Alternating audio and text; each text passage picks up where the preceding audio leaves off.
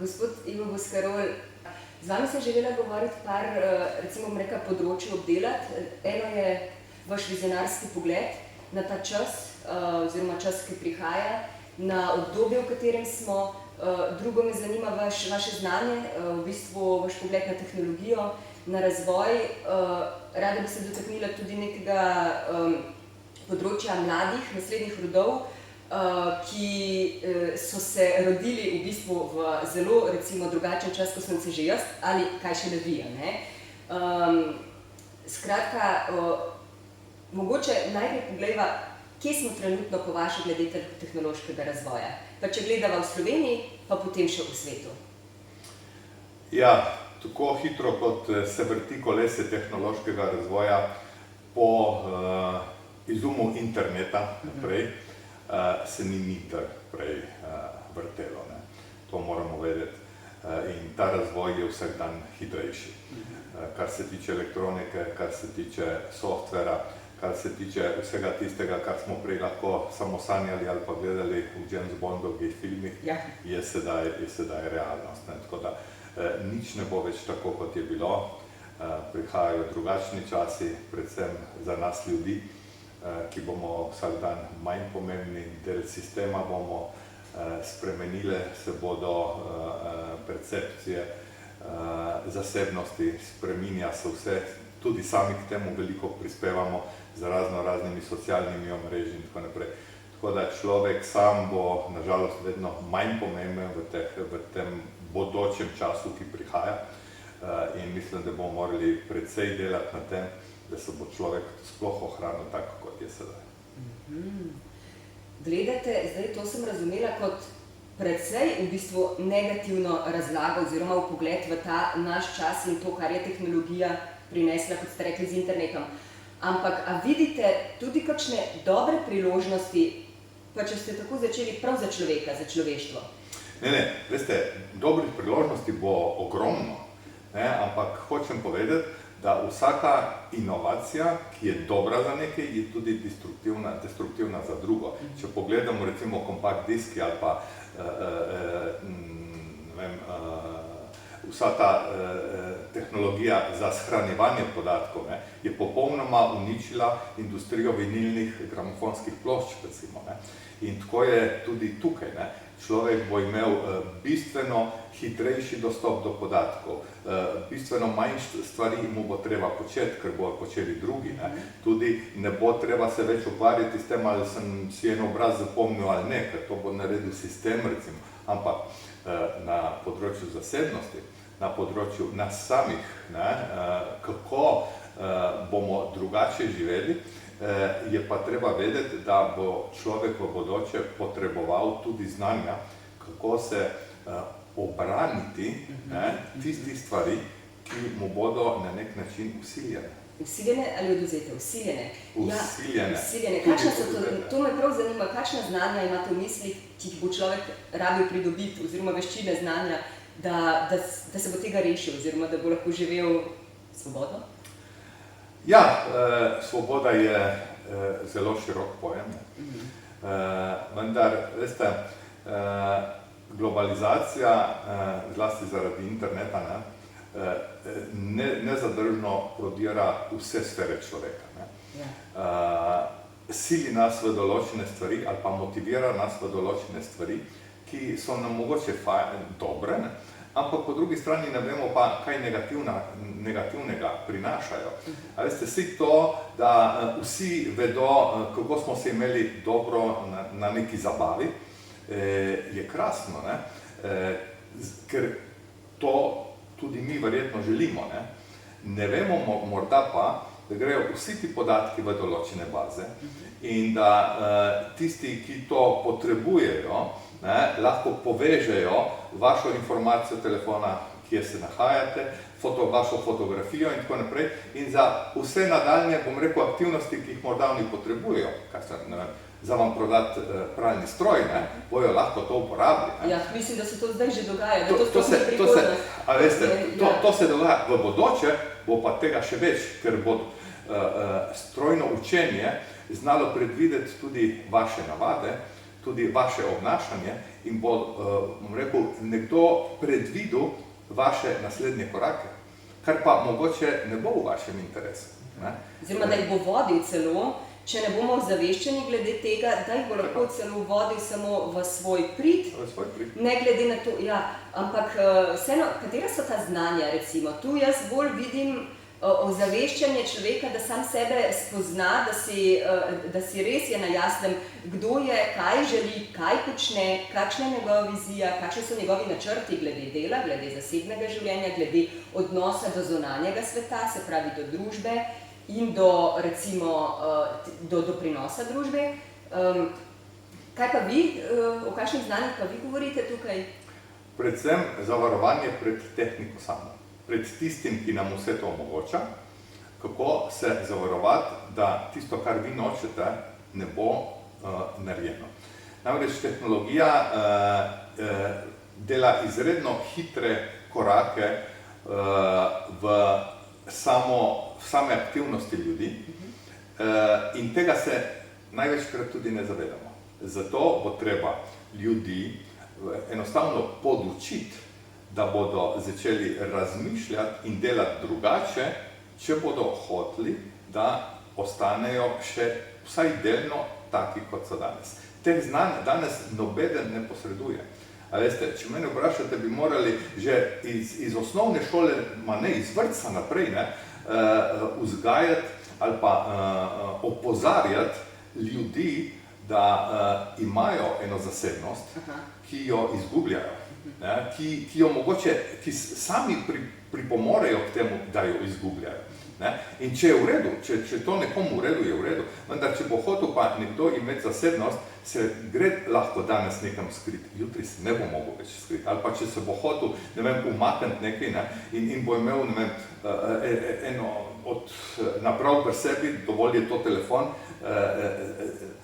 se bo vedelo, kje je, že sedaj se ve. Glejte, se sploh ne rabi svojega telefona, saj te lahko že sosed ali kolega ali pa... Ampak hočem vam reči, danes sploh ne rabite več telefona zaradi tega, ker je že dovolj ena sama kamera, ki vas bo pač posnela, ki bo strojnim videom bo prebrala, kje ste in bojo drugi vedeli, kje ste, ker bojo iz vseh podatkov, ki so povezali na vašo telefonsko številko, na vaš naslov, na to, kaj imate radi, na to, kaj jeste, na to, kakšne so vaše navade za iti na sprehod in tako naprej. A veste, vse to bi morali ljudem eno tako znanje dati, da bodo sploh vedeli, kakšni podatki se pravzaprav zbirajo, oziroma pred kakšnimi podatki bi se ne vem, če se bo dalo skriti, ampak ali pa obvarovati. Veste, danes že marketing, marketing je tisti, ki generira naš standard. Veste, mi nismo tisti, ki potrebujemo neki standard. Generira ga marketing. Zahodnjaki kupimo 60-70% stvari, ki jih ne potrebujemo. A veste, in vsi stremimo za nekim boljšim standardom, za uspehom, ampak veste, med uspehom in pohlepom je zelo tanka črta. In če nismo močni in če se tega ne zavedamo, zelo hitro podležemo temu. A veste, in glavni generator seveda tega je denar. Denar je pogoj ali pa sredstvo za uspeh, vendar je seveda tudi največja negativna stvar pohlepa. Tako da je treba tukaj začeti razmišljati popolnoma drugače, kot smo razmišljali, dokler, bom rekel, tega velikega brata ni bilo. Ja, Big Brother is watching you. Prav to sem imela prej misli, ko ste to govorili. Zdaj bi bilo zanimivo, poleg vas posesti nekega, recimo, bom rekla, predvsem zaveščenega 18-letnika, ki so razlike v zrelosti 18-letnikov, eni so še precej otročji, eni so pa že resni in nekako vejo, kam jih pelje življenje in tako naprej. Kaj bi on rekel? Hočem reči, ta razlika v času, kako ga dojema nek mlad človek, pa recimo nekdo, ki ima 40 let, pa recimo vi. Ja, veste, ena od velikih prednosti je, da smo si različni. Ljudje smo si različni, ne samo po kulturah, po predelu zemlje, kjer živimo in tako naprej. In tudi tehnološka različnost je zelo velika. Veste, tisti mladi, ki so rastli na kmetiji in grejo potem v stolpnico živeti v mesto, imajo lahko eno določeno osebno travmo, ker so zaprti in tako naprej. Vendar, kdor je odraščal v stolpnici, mu je to popolnoma normalno. In zato je verjetno enemu 18-letniku popolnoma normalno to, da če bo odraščal s tem, da nima svoje zasebnosti, da je odprta knjiga za vse, se verjetno zato ne bo sekiral.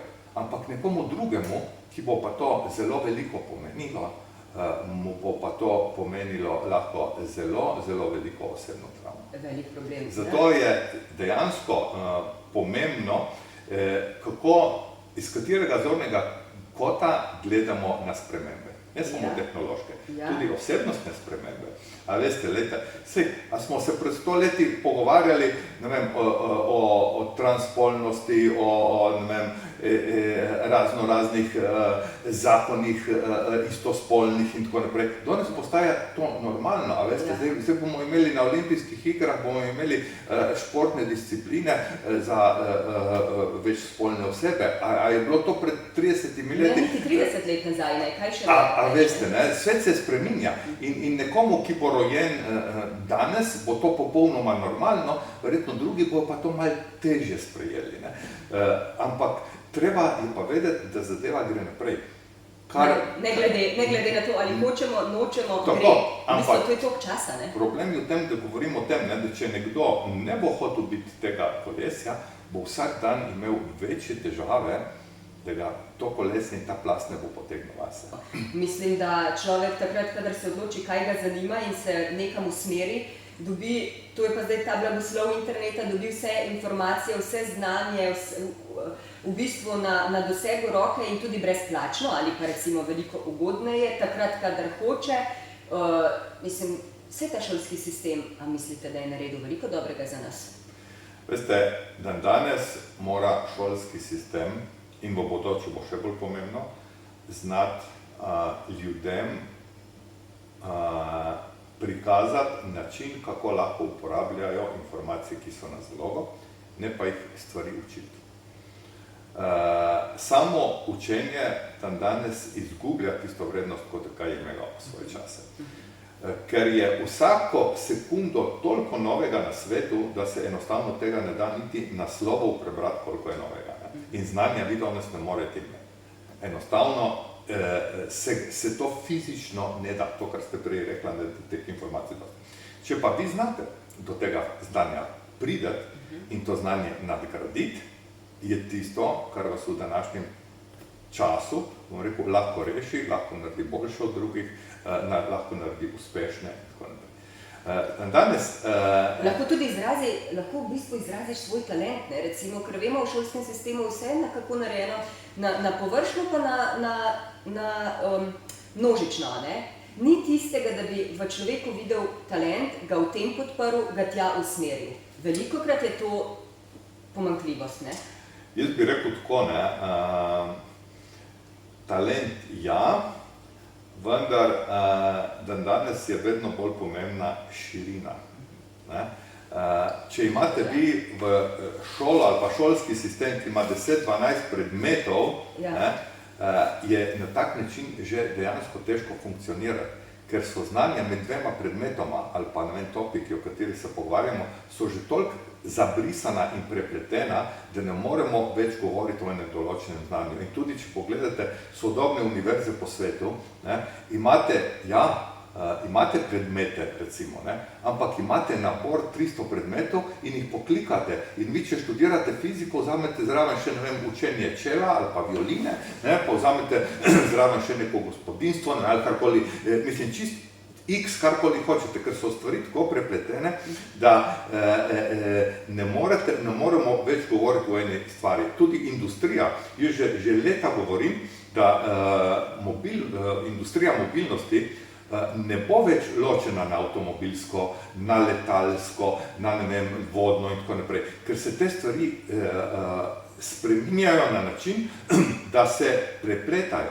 A veste, jutri bojo leteči taksi, ki bojo morali biti izdelani v stotinah tisočev komadov, kar danes letalska industrija sploh ni sposobna narediti, ker je sistem tak, da je proizvodnja predraga, prepočasna in tako naprej, ampak standardi, ki jih ima, so pa pravi. V koliko časa napovedujete te leteče taksije, recimo? Do konca desetletja. A veste, avtomobilska industrija in letalska industrija se bodo morale združiti v neko novo industrijo, ki bo omogočala zelo visoke standarde, varnost in tako naprej, vendar istočasno vitko proizvodnjo, ki avtomobilska industrija pozna. A veste, in ne bomo več rekli, zdaj gremo pa v službo, ne vem, po cesti ali pa z letalom, ker bo to kombinacija vsega, recimo, ne.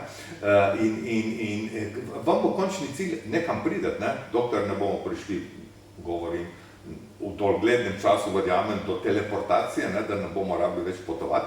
Na kakšen način pa to mislite, da se bo konkretno dogajalo? Ja, glejte, deva sam povedati en banalen primer, sam deva se pogovarjati o njemu na znanstven način. Če se mi dva sedaj narediva en selfie, ne, in imate vi v svojem telefonu 5000 kontaktov iz celega sveta, ne, to sliko z enim klikom, enako do zadnjega bita pošljete po celem svetu vsem na telefon. Dejansko vi ste teleportirala vašo dvodimenzionalno podobo komorkoli v istem trenutku. Kar nam manjka, je tretja dimenzija. In pošljemo človeka, in pošljemo karkoli. A veste? Ja, se, ampak kaj je ta? Se to je bistvo, kaj pa nam manjka, da je ta tretja dimenzija? Na kakšen način? Ja, na kakšen način? Glejte, si tudi do Nokije, ne, oziroma do telefona, ne, oziroma do prvega telefona s povezavo na internet in s fotoaparatom, tudi mi takrat nismo vedeli, kako bo to funkcioniralo. Ne? A kaj slutite? A se vam kaj tako dozdeva ali pa kakšen preblisk ste imeli? Vse gre v to smer, glejte, da danes ima praktično vsako gospodinstvo doma dvodimenzionalni printer. Ne? Imamo računalnik in si sprintamo. Ne? Ko sem jaz imel tiskarno in ko sem videl, da sem si te prve dopise, ne, za tiskarno sprintal, namesto stiskal, sem prodal tiskarno, ko sem rekel, jutri ne bo nobeden več tiskarne rabil. Ne? Lejte, danes je že vse več gospodinstv, ki imajo doma tudi majhne tridimenzionalne printerje. Ne? Jaz konkretno poznam gospo, ki si recimo za svoje goste, ki pridejo na kosilo, ne, si sprinta pribor in ima vsak dan ali pa vsakokrat, ko pridejo, ima drugačen pribor. Ne? A veste, ta tretja dimenzija tako hitro prihaja do nas, ne, in danes ni več to samo z plastike, je z kovine, je ne vem, tudi že iz delov človeškega telesa, lahko in tako naprej, ne iz izvornih celic. A veste, to tako hitro prihaja za nami, da potem rabimo razmišljati samo še, kako bomo lahko to, ne, transportirali. In danes se na, bom rekel, brezžičnem prenosu dela ogromno. Tako da jaz ne izločam možnosti, da bo tridimenzionalna prenosnost nekoč realna. Lahko zelo hitro. Ja. A mislite, da je človek na to tudi naravno pripravljen? To je tisto, kar je spravljeno, da se moramo začeti... Da se rabi nova znanja potem. Ne. Ja, da se moramo začeti pripravljati na to, da se bomo znali obraniti tehnologije, ki prihaja. Vi ste rekla že zdaj, ja, če si itak vsak ve, kje smo zaradi telefona in tako naprej. Jaz govorim o tehnologijah, ki prihajajo. Veste, tehnologije, ki prihajajo jutri, bojo drugačne od danes. Danes govorimo o dronih, vsak pozna drona, ima 4 propelerje in gre tako naprej. Danes je dron že velikosti muhe. Veste, gre skozi ključavnico in tako naprej. Danes je že realnost v zrak spraviti 10-15 tisoč dronov in iz njega narediti umetni ognjemet, to, kar delijo Kitajci, da recimo v zraku naredijo tridimenzionalne živali in tako naprej.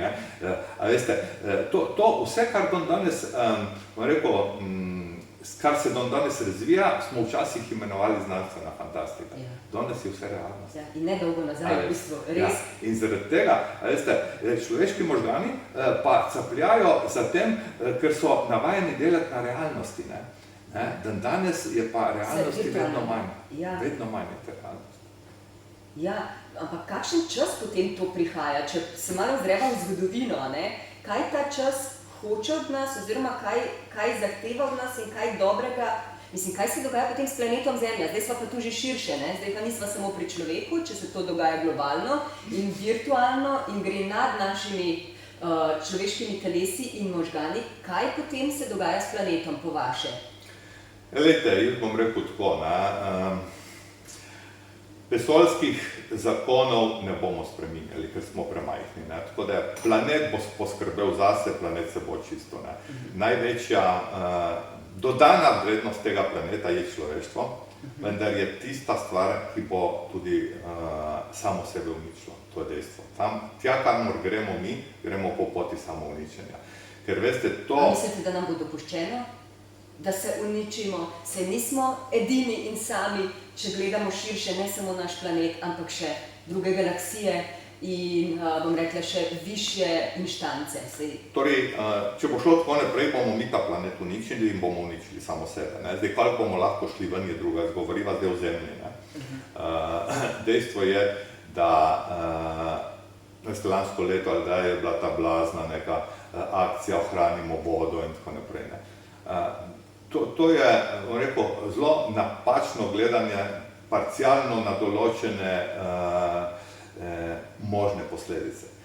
Danes sploh ni problem voda. Voda je posledica globalnega segrevanja. Če mi dvignemo temperaturo planeta, bo voda postala neuporabna, nepitna, zaradi tega, ker bojo vse padavine padle v zelo kratkem času, zelo intenzivno, poplave bojo, voda bo onesnažena in tako naprej. Ta največji problem, ki ga mi tej zemlji delamo, je dvig zračne temperature. Zato se moramo osredotočiti na atmosfero. In to je tisto, kar jaz celo življenje delam in govorim. A veste, atmosfera je tista, ki pogojuje vse procese na zemlji zaradi energije, ki prihaja iz Sonca. Razen geotermalne energije in atomske energije, jedrske energije, so vse energije in vsi procesi na Zemlji so posledica energije, ki pade iz Sonca. V 2 minutah pride dovolj sončne energije za potrebe celega človeštva letno. Ampak, kaj se dogaja? Dogaja se to, da če se ozračje segreva, sprejme vedno več vlage. In če sprejme vedno več vlage, so procesi v ozračju vedno bolj intenzivni in tudi na Zemlji. Vedno več bo puščav, širile se bo puščave, tam, kjer bo voda, bo neuporabna, dvignila se bo morska površina, seveda, ker se bojo stelili poli. Vse to pelje k temu, da bo človeštvo imelo zelo velike težave pridelati dovolj hrane tudi zase. In pelje proti temu, da se bo Zemlja sama dejansko začela počasi čistiti. Ker enostavno nekje bo prišlo do točke, ko se človeštvo ne bo moglo več večati, število prebivalstva večati in se bo začelo zmanjšati. Koliko se tega mi zavedamo, spet na račun standarda, spet na račun marketinga in tako naprej, je zelo težko reči. Nekateri se zavedamo tega in tudi delamo na atmosferi. Ker veste, ljudje živimo lahko tedne, mesece brez hrane, tudi dneve, tedne brez vode, ampak samo par minut brez zraka. In zato je zrak tisti, na katera atmosfera je tista, na katerega bi se mi morali osredotočiti, če hočemo ohraniti planet in če hočemo ohraniti človeštvo. In to je tisto, kar jaz pravim, vsa ta tehnologija, vse, kar zdaj delamo, gre v smeri tega, da jih atmosfera ne zanima nič.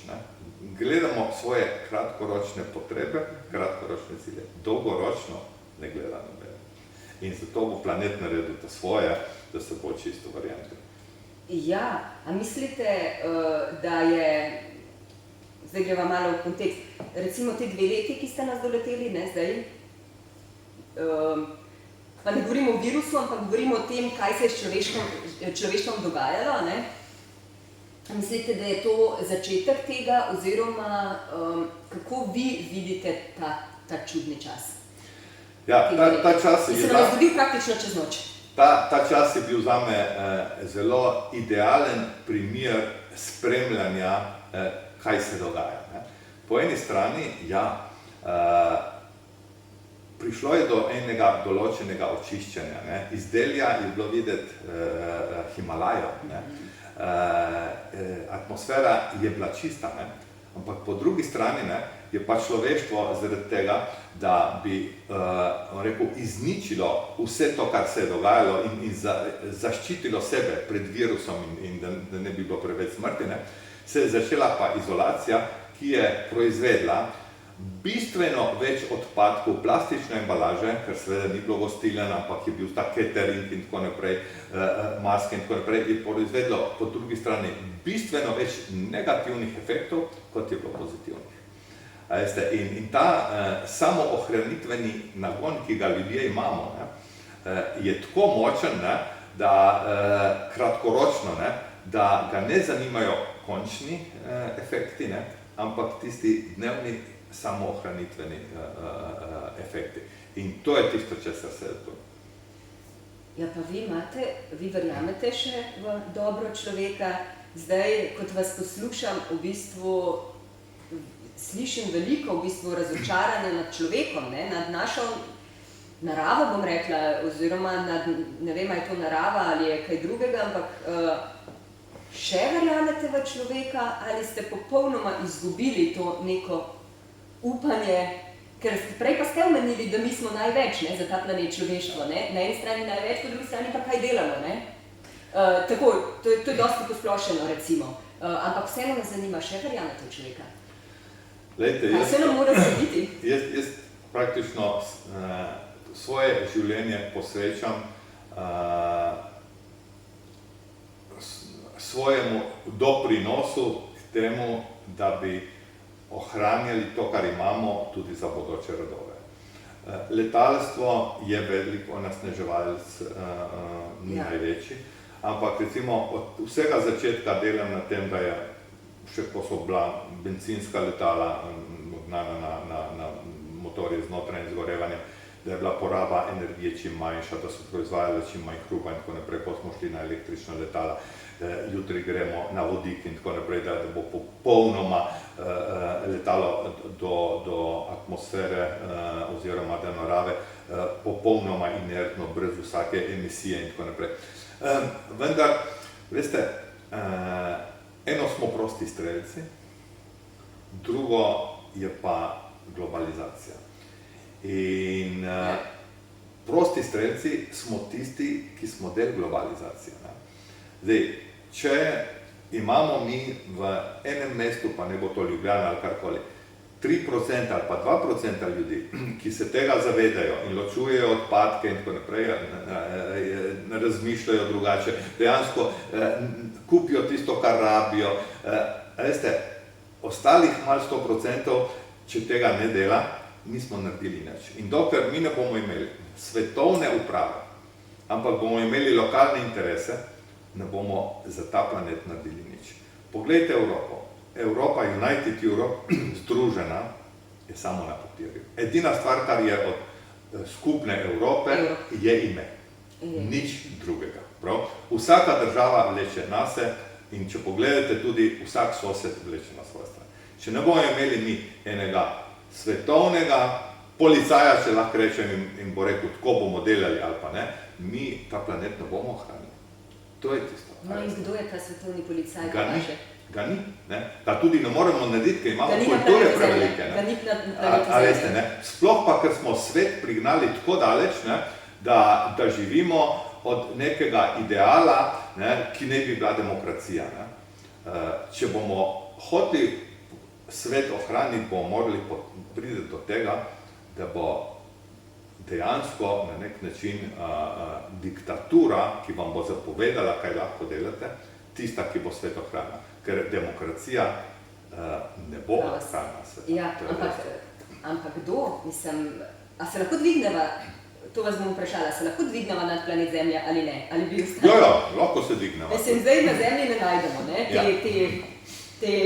Bom rekla, človeka oziroma karkoli rešitve za človeštvo. Ali lahko najdemo kje druge? Po dosedanjih naših znanjih glede vesolja, zavedati se moramo, da vemo zelo malo, ker človeško dojemanje je še vedno prostorsko. Ne? Mi vedno vemo, da dobro, tukaj je nekaj, čeprav je škatla, ampak je škatla ven, ne? Je Zemlja, je ven še nekje, je galaksija, ampak pol je še nekaj, ampak to nekje mora biti v neki stvari ali karkoli. Ne? Težko razumemo brez prostorsko dojemanje. Ne? Zdaj, če je ta zadeva res dejansko tako velika, kakšen faktor je Zemlja? Govorimo o milijoninkah, o 100 milijoninkah, govorimo o milijardinkah in tako naprej. A bo nekoga zanimalo, v kakšni fazi se nahaja ena taka stvar? Ne vem, mogoče ja. Jaz mislim, da smo mi tisti, ki moramo za to poskrbeti. Ne? Mi bomo tukaj. Lahko je nekje zunaj neki sistem, nekdo, jaz verjamem, da obstaja nekje nekdo, ki bdi lahko nad nami, ki nam tudi pomaga in tako naprej. Ki sodeluje z nami, se ne z vsakim, ne? Ne z vsakim, ampak recimo prej ste omenili 2-3%, kako ste zdaj, prosti strelcev ste rekli, ne? Ja. Recimo 2-3% ste omenili. Se kamorkoli v zgodovinski čas ozremo, vedno je bila ta res majhen procent, ki je preobračal stvari oziroma vodil. Liderjev je malo, sledilcev je veliko. To je vedno ta procent, ne more biti 50% liderjev, 50% sledilcev. Ne? Hočem reči, kaj, recimo sem imela intervju prejšnji teden z profesorjem dr. Velimarjem Abramovičem, on je drugače velik raziskovalec Nikole Tesle, filozof, in je točno to omenil, ne, da o tem se danes lahko že veliko bolj prosto govori in te ne strpajo v recimo ustanovo za, recimo za duševno bolne, bom rekla. Če omeniš to, on omenja, da pač višje sile, se pravi nezemljani, izvenzemeljska bitja, močno sodelujo z neko manjšino ljudi, ki so pripravljeni v smislu odprtosti, dojemanja in neke naprednosti, tako v mišljenju kot v odnosu do sveta in človeštva, ne? Ker marsikoga, če boste šli vprašati, nima odnosa ne do sveta, ne do človeštva. Ne? Se pravi, da s tisto manjšino pa nekdo sodeluje in da se tu skriva rešitev. Kakšen je vaš pogled na to? Ja, spet se bom vrnil na besedo demokracija, ne?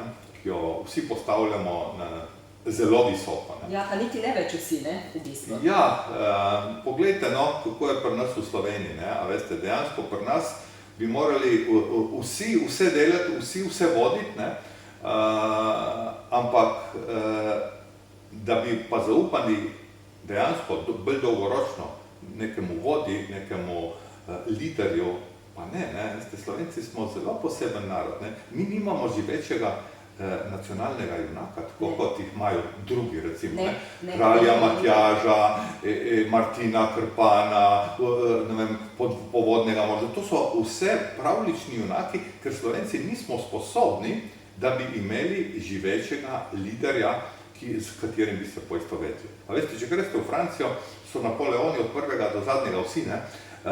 In brez tega, da bomo tudi Slovenci ali pa če govoriva globalno zemlja, ne, da bomo razumeli, da rabimo liderja ali pa liderje, ki bodo nekaj naredili, ne, potem ne bomo tega naredili, ker v kaosu ali pa v konfuznosti se ne da strategij delati. Ne. Tudi v podjetju ali pa, ne vem, v državi nekdo mora biti gospodar, ne, a veste, in tisti je tisti, ki mogoče bo sodeloval z nekom drugim, ne, ker če imamo, veste, Italijani imajo en lep pregovor, prevod je približno tak, ne, 100 poklicev, 1000 mizerij, ne vem, ko se to, ne. In tukaj, a veste, vsak bo tukaj vlekel na svojo stran, ne. Če bi pa imeli eno močno vodstvo, tudi na nivoju, bom rekel, planeta in bi temu vodstvu zaupali. Problem je v tem, da če ne zaupamo, potem je z liderjem problem. Ne? Ampak ali pa če vidimo potrebo, ne, da drugega izhoda ni, poljane se, če nas, bom rekel, dokler nas zob ne boli, ne rabimo potrebe po zobozdravniku, ampak ko nas zaboli, pa tudi če boli, gremo k njemu. In to bomo morali se začeti zavedati, da lideri, ne, kakršenkoli negativni odnos do njih imamo, bojo lahko tisti, ki bojo nekaj naredili. Ja, to je res, da smo v tem času postali v bistvu vedno bolj nespoštljivi do kakršnih koli vodij. Ja. On se vse civilna iniciativa, veste, ne? Civilna iniciativa je tista, ki ne bi peljala svet. Ne more. Ne more, enostavno, ker bo preveč civilnih iniciativ. Za vsako stvar dobite 5 ljudi, 15 ljudi, naredite civilno inicijativo. Za izgubljanje časa, za čisto vodo, za ne vem kaj, ampak tako ne gre, ne? Treba strateško peljati stvar. Ja, mislim, zanimivo je to, da se je zdaj nekje ustvaril, bom rekla v narekovajih, virus, ne? Se pravi, nekaj, kar ni človek, na katerega pokažeš s prstom, ki ga ukriviš, ki ga... Ker ljudje smo nagnjeni k temu, da če je nekdo samo človek, ne, je premalo, je zmotan, on je potem ali je pokvarjen, ali je samo zase, ali karkoli, ne. Če nekaj ni človeško, kot ste prej rekli, Kralj Matjaž, se pravi, mi dobesedno rabimo nekaj, kar je več kot človeško, da vodi. Mislim, do tega prihajam zdaj tudi z vašo pomočjo, več kot človeško, da vodi, ker samo človek nam je premalo. Zdaj ta nek virus je uspel narediti neko zelo posebno stanje, dobro, izpostavili ste negativno plat in pozitivno, ampak ne, ni človek, se pravi kaj. Niste pa nekaj drugega izpostavili, ne? Da za en del populacije, ne, ja, virusa sploh ni, ampak je to neka zarota. A veste? Ne? Ja, ampak tudi ta del populacije. Obstajajo ljudje, ki jih jaz stavim v isto škatlo, ne, ki ne verjamejo, da je COVID virus in tudi ne verjamejo, da je Zemlja okrogla, ampak da je ploščata. Zame je isti tip ljudi. Ne? Ja, v redu, ampak bolj govorim o tem, kaj je uspelo temu virusu narediti globalno. Ne? Ja. Globalno, tu ne gre samo za neko vas, za Slovenijo ali za Evropo, tu gre za cel svet. Ja, spet bom na isti način rekel, ne? Ali je to virusu uspelo, ali je to uspelo spet po pogledu enega dela populacije, ne? Ljudem, ki so v tem videli zaslužek, ljudem, ki so v tem videli manipulacijo ljudi in tako naprej. Ne? Veste, vsaka stvar, vsaka zgodba ima dve plati. Ne? Vsak bo videl svoje, ne? Vsak bo videl svoje. In če nimamo nekoga, ki bo prerezal in bo rekel, tako je, kar sva prej rekla, ne, o liderju, ne, ali pa nekom, ki bo red naredil, ne, potem tudi virus ne bo nič rešil. Ne. Ker bo vsak delal po svoje. Ne. In to je najboljša popotnica, da peljemo v svet tja, kar nočemo.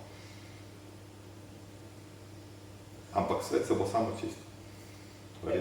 Ravno to sem hotela reči, da ene stvari se dogajajo same po sebi, oziroma, bom rekla, hočeš, nočeš, tako kot vsak proces se dogaja. Tudi če ne priznamo, ne? Tudi če ne priznamo, ali če ne... Ja. In se bojo dogajale, ne? In zato jaz vem, da recimo, pogledajte, kako se je začela hitro narava sama sebe reorganizirati. Ne? Včasih, tudi če pogledam tukaj svojo dolino, ne?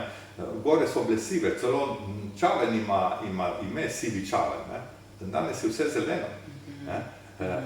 Narava ima eno možnost samo ozdravitve in tako naprej. Seveda ima tudi človek, če ne moti tega procesa. Ja, ampak kar se jaz bojim, ne? Da ima narava, zaradi človeštva se bojim, da ima narava možnost tudi samo ozdravitve brez človeka, če bo videla, da je to največja grožnja.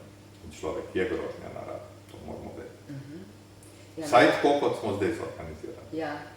Ja, zanimivo, ali se tu vzpostavlja neko, ne bom rekla rivalstvo, ampak nek boj med naravo in človekom. In ta boj se vsak dan bolj dogaja, veste.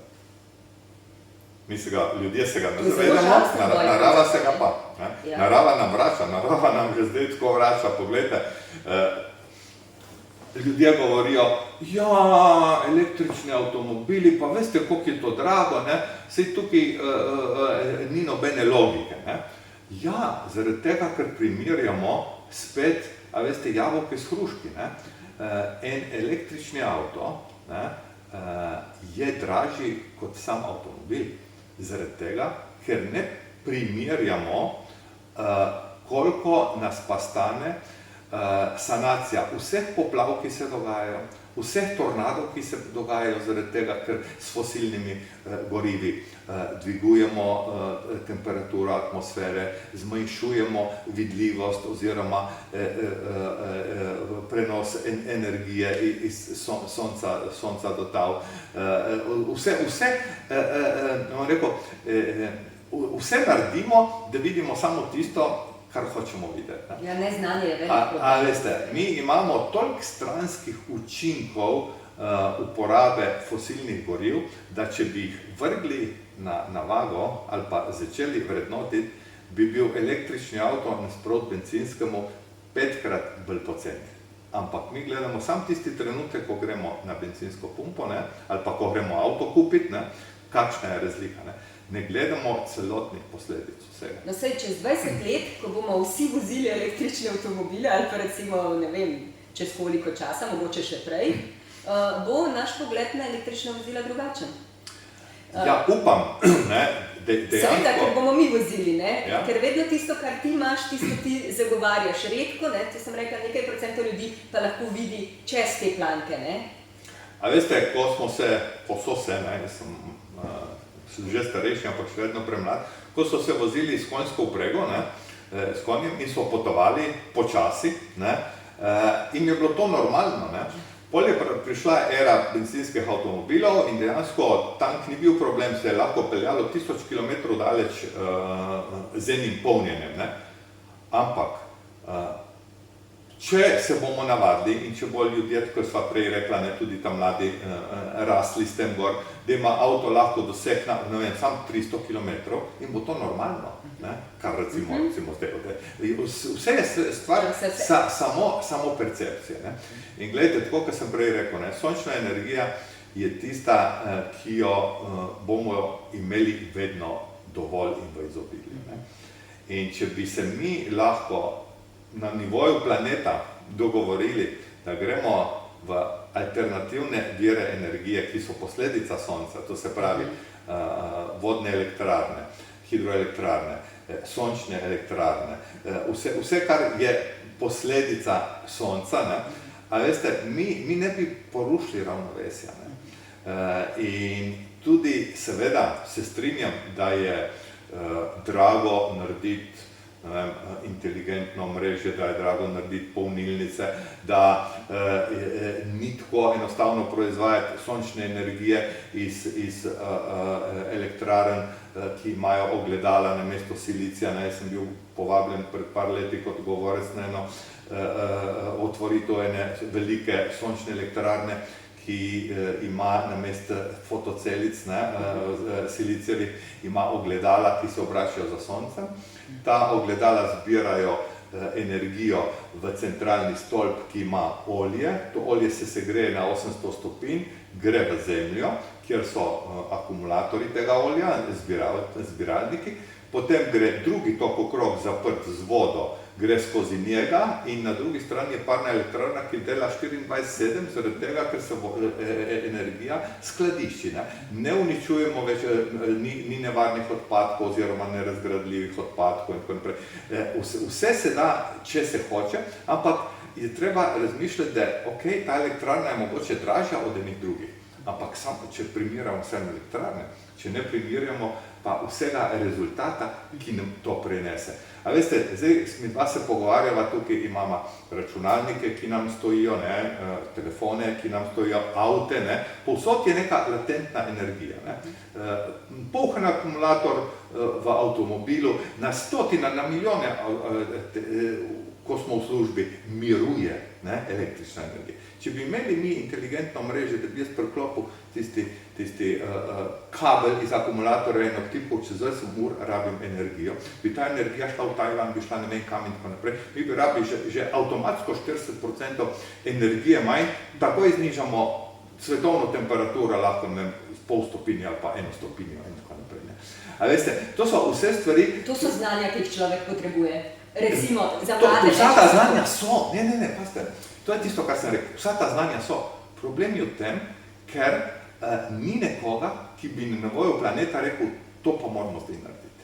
A veste, kaj rabimo mi? Internet je krasna inovacija. Ja. Če mi naredimo energetski internet, da povežemo svetovno omrežje, električno, in naredimo samo sončne elektrarne in iz tiste strani, ki je odbrnjena proti soncu, da preselimo elektriko v trenutku lahko tudi na tisto stran zemlje, ki je v temi, kjer je noč, da mi povežemo to, mi sploh drugega tipa proizvodnje elektrike ne rabimo, druge energije ne rabimo. Sam nekdo bi moral na nivoju zemlje to reči, ne moramo sam mi reči, ja, to je pa fejst, v Sloveniji bomo to naredili, mi smo premajhen faktor.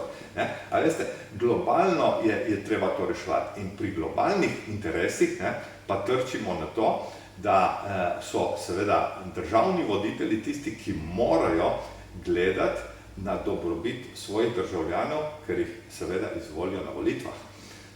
Ampak sam planet pa zaradi tega nastrada zelo močno, ker so parcialni interesi. A si predstavljate vi, da mi rečemo zdaj, OZN je ena taka organizacija, ki, bom rekel, ne bi skrbela za to, ki jo nobenega ne briga, na koncu. Da bi te rekli, zdaj bomo pa 4 leta dali pa mandat enemu Latvicu ali pa jutri nekemu Kolumbicu, pa tako naprej, in ta bo dejansko gledal za dobrobit celega sveta, ne pa za dobrobit Kolumbije. Se še mi tega ne verjamemo, pa do tega bo moralo priti, če ne bomo tega narediti. Ja, pa verjamete, da bo do tega prišlo, ali ne? Če hočemo ohraniti planet, moramo to narediti. Nimamo druge variante. Pol bomo pa ljudje pametni, pa zelo bolni. Veste, prej sem omenila, jaz pa mislim, da mora priti tudi do ozaveščanja vsakega človeka, ker vi zdaj izhajate iz svoje pozicije, tako darov, izkušenj, recimo enega kapitala, mislim, kar ste ga ustvarili, recimo, na drugi strani je pa mali človek, recimo, ki v življenju ni do 5% tega razmišljanja prišel, kot ste prišli vi, ampak tega malega človeka je tudi treba v bistvu tu odpreti oči oziroma ga ozavestiti o tem, kaj se nam dogaja, kaj se dogaja s človeštvom, kaj se dogaja z zemljo, da bo sploh to vedel. Jaz mislim, da se pa iz te strani morajo stvari spremeniti, ker ne vem, kdo bi lahko, mislim, se vas sprašujem, ne vem, kdo bi lahko bil ta lider.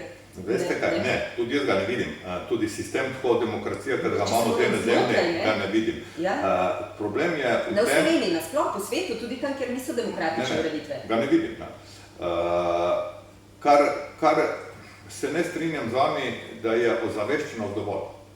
Mi smo lahko ozaveščeni, vendar za kakšne take drastične ukrepe mislim, da bo potrebna prisila. Dajte, mi imamo zdaj v Ajdovščini, kar ni primer po celi Sloveniji, ta del, zdaj že ne vem, 2-3 mesece, ne vem koliko časa je bil, pa tudi v Italiji, je bil brez dežja. Imamo prepoved zalivanja nasploh. In grem danes zjutraj tam mimo sosedov in zaliva na veliko, sem rekel, poslušaj, veš, da ni vode? Ma ja, veš kaj, zato kolikor jaz zalijem, to se nobenemu ne bo poznalo. Ampak če jih 5000 tako razmišlja, veste, to je tisto, mi rabimo dostikrat na žalost prisilo. Demokracija je pokop varovanja planeta. Ja, Mislim, se ne govoriva drugega jezika, ne. V bistvu gre, jaz govorim, tu sta dve različni stvari, ne. Sej človeka, recimo tudi ta virus nas je prisilil, da smo bili doma, da smo doma. Ne, ni nas virus prisilil. Mislim, stanje.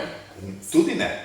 Prisilila nas je zakonodaja, oziroma prisilila nas je politika, ki je sprejela ukrepe. Ja, ukrepi so nas, ja. A veste, to se pravi, je bila neka prisila. Ljudje sami niso ostali doma. Jaz poznam ljudi, ki so bili okuženi in so hodili po trgovinah. A veste, ne, ljudje nismo dovolj samoodgovorni v takih trenutkih, ne. Poglejte na Kitajskem, kakšna je razlika prisile v Sloveniji ali pa na Kitajskem, ne. V Sloveniji smo prignali virus do neke faze, da dejansko tudi, ne vem, del zdravstvene stroke in tako naprej v to ni verjela in so vsi ukrepi, ki so bili narejeni, so bili kar neki in tako naprej. Na Kitajskem so zavarili glavna vrata od bloka in tako naprej, ne. Je bila drugačna prisila, ne.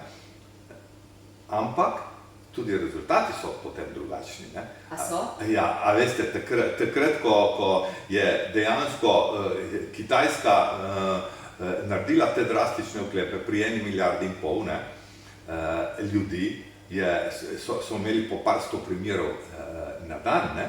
Mi smo jih imeli v Sloveniji več, pa ne se sam pa milijona. Tako da, ljudje imamo pač, to je verjetno tudi samoohranitveni nagon, ne, da pač delamo po svoje, vendar, če se bomo morali v bodoče drugače organizirati, da bomo kot človeštvo preživeli, bo tudi tukaj treba v glavah kaj spremeniti. Ja. Sigurno. Definitivno. Ja, se me zanima ta pot v bistvu, oziroma zdaj smo ogromno izpostavila problematike, ampak tega rešitelja nimamo. Rešitelja nimamo. In če ni rešitelja, kaj je potem rešitev? To me zdaj zanima. Ja, ker, mislim, zdaj sva šla celo že izven zemlje, ne, pogledati, pa tudi tam, vi ga ne vidite, jaz ga tam vidim, ne.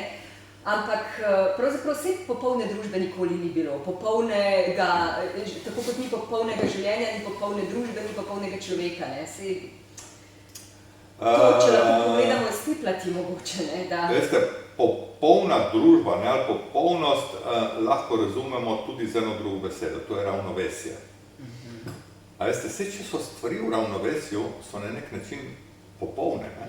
Če je narava v ravnovesju, sigurno ni popolna, ker bo še vedno, bom rekel, bojo obstajale ptice roparice, ki uničujejo, ne vem, miši in tako naprej, je kruta in tako naprej, ne, določene stvari so, ampak so zadeve v ravnovesju, ne.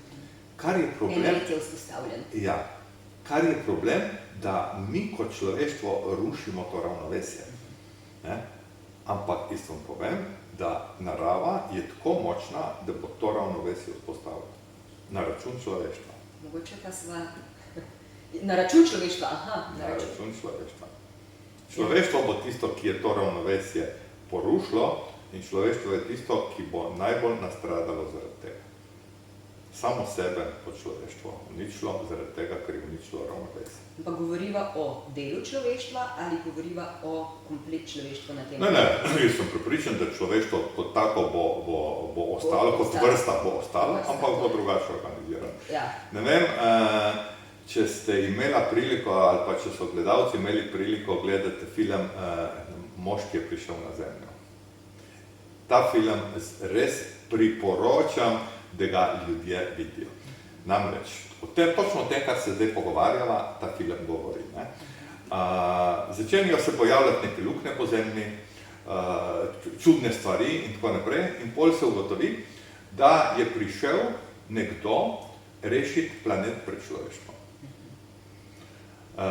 In potem seveda, ker je film, ima tudi zgodbo tako, da je gledljiv, neka romanca in se ta, bom rekel, alien, ki ima človeško podobo na nek način, se spoprijatelji z neko žensko in tako naprej. In ga ta ženska prosi, ne nam uniči človeštva, to smo mi in tako naprej. Je rekel, v redu, ker drugače je imel sistem, da so se neke stvari, kot neki virus in tako naprej, so ljudje kar umirali in tako naprej. Je rekel, ok, je rekel, boste preživeli. In kaj je naredil? Ustavil je elektrone. Kdaj smo mi začeli Zemljo uničevati? S pojavom elektrike. Človek, ki je uničil elektriko, ki je uničil Zemljo, je človek, ki je elektriko izumil. Oziroma, ki jo je razumel. Vse jih je več, če veste pogledati, so od Edisona in tako naprej. Ampak dejstvo je, da brez elektrike ne bi bilo industrijske revolucije, brez elektrike ne bi bilo interneta, brez elektrike ne bi bilo vsega tega. Elektroni so tisti, ki so spremenili, oziroma nadziranje potovanja elektronov je tisto, ki je spremenilo Zemljo. Da smo prišli iz, bom rekel, klesanja in obdelave ročne in tako naprej, da smo prišli v industrijsko revolucijo. In če mi ustavimo elektrone, dejansko gremo spet na to, da bomo potovali s konjsko vprego, da bomo, kovali naše orodje. Problem je v tem, ker ne bomo imeli seveda farmacije, problem je v tem, ker ne bomo imeli vseh teh stvari, ki jih imamo zdaj, bo življenjska doba človeka se bo spet vrnila na 30-35 let in tako naprej. In Zemlja bo zelo hitro spet lahko v ravnovesju. Ta film je res enkraten, ker daje drugačen pogled na to, kako bi lahko šla Zemlja v ravnovesje. Jaz ne rečem, da se bo to zgodilo, niti slučajno. Ampak upam pa, da bojo naši zanamci, jaz sicer celo življenje posvečam tem trajnosti na način, da bi naši zanamci imeli čim več takega, to, kar imamo, vsaj mi sedaj, ampak sem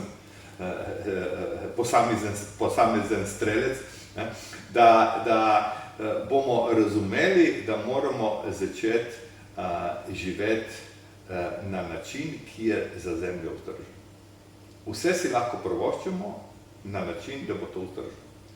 No, saj s temi v bistvu predvsem vznemirljivimi teorijami, ki jih zdaj imate, in ne moram reči, da je to rekel nekdo, ki izdeluje letala in govori o tem, da se bo človek teleportiral, pol ure kasneje rečete, dajmo se vrniti v kočijo, ampak da ste mislili človeku, v bistvu zdaj skačeva v času, izven prostora, skačeva. Eno je tisto, kamor gre tehnologija, in sem vam povedal tudi na začetku, kam gre. Drugo je pa, sem že takoj na začetku rekel, da moramo začeti razmišljati, kako se bomo obvarovali predvsem tem.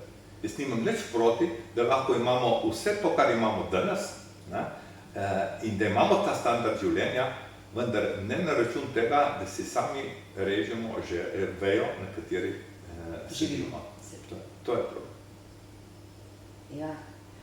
A je to, kar ste povedali, tudi že vodilo mladim? Imate, recimo me zanima, kaj bi jim svetovali, kateri so poklici prihodnosti, ampak v smislu vizije dobre prihodnosti? Tehnološki ali pa razvoj gre tako hitro naprej, če vam jaz povem, recimo sam z mojega stališča, ali pa s stališča samega letalstva, ko mene povabijo nekam predavati in če vidim, da je tam nekje tisti srednji sloj ali pa da so tudi mlajši, in rečem, veste, če nimate otrok, ko jih boste imeli, ali pa če jih imate, pejte na letališče, slikajte se s pilotom zraven letala, tako bojo vaši otroci odrasli, bojo imeli spomin na letala, ko so še imela krila in ko so še piloti leteli. A veste, tako hitro gre ta stvar. In vse to je danes mladim bistveno lažje razumeti, kot je bilo pa prejšnjim generacijam, ker se je to dogajalo zelo počasi. Sedaj gre to zelo hitro. In mladi dojemajo ta sistem, da danes je že zgodovina takoj, da je jutrišnji dan, je današnji dan in tako naprej, tako hitro se to spreminja. In pri mladih je treba, mladi morajo edino to razumeti, da vse, kar si lahko zamislijo, če danes ne, jutri bodo imeli. Ker znanstvene fantastike, tako kot pravi, ni več. Ne. Mladim ljudem to priporočam, da naj se vprašajo, ali jim je to všeč in če to rabijo, in če bojo rekli ja, in malo nekaj svetovati. Če bo pa nekdo rekel, a veš, kaj pa če jaz tega nočem, kaj pa lahko naredim, da bom lahko morda drugačen kot cel tisti plas, kot gre, ne?